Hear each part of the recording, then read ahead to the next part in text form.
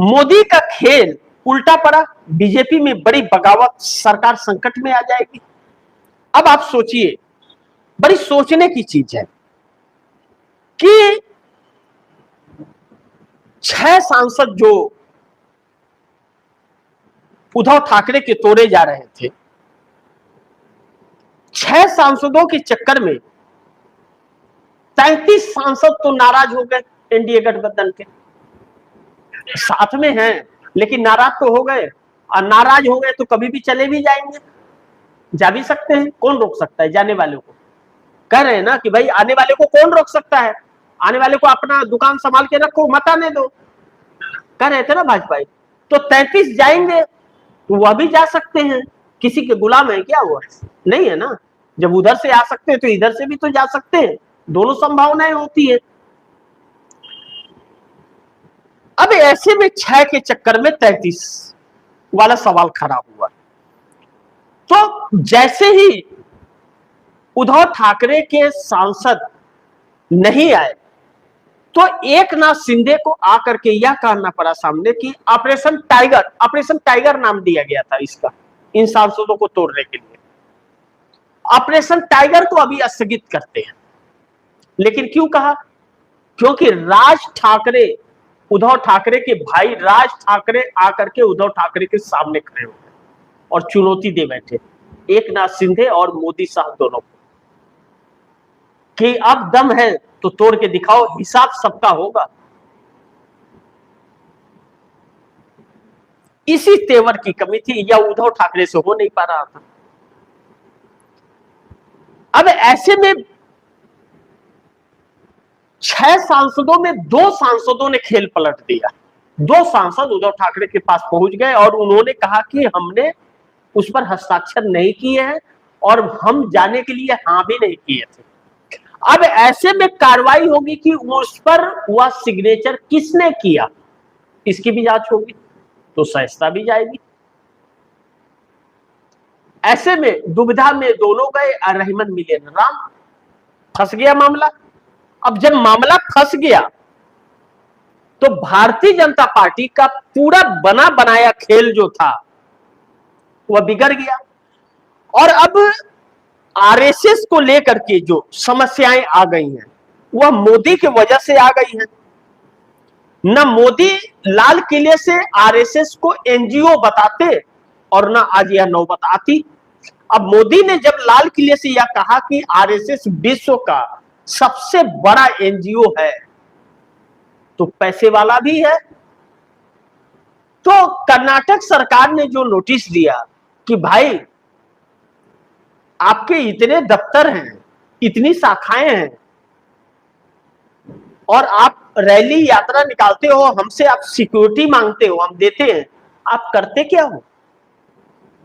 कितने लोग हैं आपके पास, कितनी शाखाएं हैं, खाते में पैसा कितना है आपका रजिस्ट्रेशन कहां है, पैन कार्ड कहां है, आप ला करके दिखाइए। और नहीं दिखाएंगे तो हम ताला मारेंगे आपके कार्यालय पर और आपको नोटिस भी जारी करेंगे। अब ऐसे में बात दलितों की आ गई। भारतीय जनता पार्टी ने एक बयान दिला दिया कि दलित कौन होता है पूछने वाला आरएसएस से, यानी कि दलित को नीच जाति यह मानते हैं। यही पर सारा खेल उल्टा पड़ गया। इसीलिए मैंने क्यों कहा कि मोदी 100% निश्चित जाएंगे। क्यों मैंने कहा? इसके कई सारे कारण हैं। एक तो समीकरण इनके खराब हो जा रहे हैं, और दूसरा अच्छा खासा सरकार चल रही थी, 292 सांसद थे, कोई दिक्कत था ही नहीं, सरकार संकट में ही नहीं थी। नाराज अलग से कर दिए, इनके चरित्र सामने अलग से आ गए। अब दलित जो है समाज इनसे आक्रोशित हो गया, और दलित नेता जो है वह भी आक्रोशित है। अरे भैया, हमारे ही वोट से आप चुनाव जीत रहे हो, हमारे लोगों से आरएसएस अपना काम करा रहा है और हमें कह रहा है कि नीच, हमने कैसे पूछ दिया। अब प्रियंक खरगे जो गृह मंत्री हैं कर्नाटक, उन्होंने कहा कि बात क्यों करना, पेपर मेरे मुख पे मारो ला करके, और नहीं है तो सारी बोलो और डॉक्यूमेंट बनाओ, उसके बगैर हम तुझे कोई सुविधा नहीं देंगे। अब दलित को लेकर के यह साबित हो गया कि भारतीय जनता पार्टी और आरएसएस दलित को कभी भी एक्सेप्ट नहीं करती और यह दलित को नीच समझती है। तो वह दलित इनसे खींच रहे हैं। अब सोचिएगा बड़ी ध्यान से, दलित अगर खसक रहे हैं इनसे, तो फिर अनुप्रिया पटेल जो उत्तर प्रदेश से आती है और जो समर्थन दे रही है, उनको दलित का ही तो वोट चाहिए, वह दलित ही तो है और क्या है। तो दलित का अपमान करके कौन दलित उनको वोट देगा भाजपा के नाम पे? समाजवादी पार्टी से गठबंधन तोड़ करके आई थी जयंत चौधरी, जिनके कई विधायक जीत करके आए थे। तो जयंत चौधरी को जाट, मुसलमान और किसान, यह 3 वर्ग पश्चिमी उत्तर प्रदेश में उनको वोट देता है। सिर्फ पश्चिमी उत्तर प्रदेश की पार्टी है। अब किसान नाराज है, मुस्लिम नाराज है, जाट नाराज है और दलित हो गया, तो उन्हें वोट कौन देगा? अब उनके पास फिर वही समाजवादी पार्टी के पास जाने के अलावा रास्ता नहीं है। यानी इंडिया गठबंधन के छोड़ के आए, अब फिर जीतना है तो इंडिया गठबंधन में जाना है। तो वह नुकसान किसका उठाएंगे? मोदी का ही ना। और नीतीश नायडू अलग ही तेवर में है।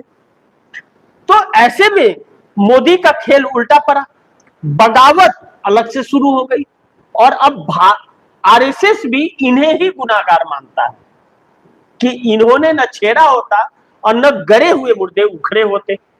अब आरएसएस का इतिहास पूरा उसके ऊपर इतने बार रोक लग गया, बैंड हो गया था आरएसएस। उसके बाद किन शर्तों पर उसको फिर परमिशन दिया गया, वह सबका उल्लंघन कर रहा है, सारी बातें अब सामने आ गई, सच्चाई। तो जो आज के जनरेशन को नहीं पता था, वह भी आज के जनरेशन को पता चल गया कि आरएसएस के बारे में। अब ऐसे में बगावत बड़ी है और सरकार संकट में है। खेल मोदी का उल्टा पड़ गया है, इस बात से हम इनकार नहीं कर सकते।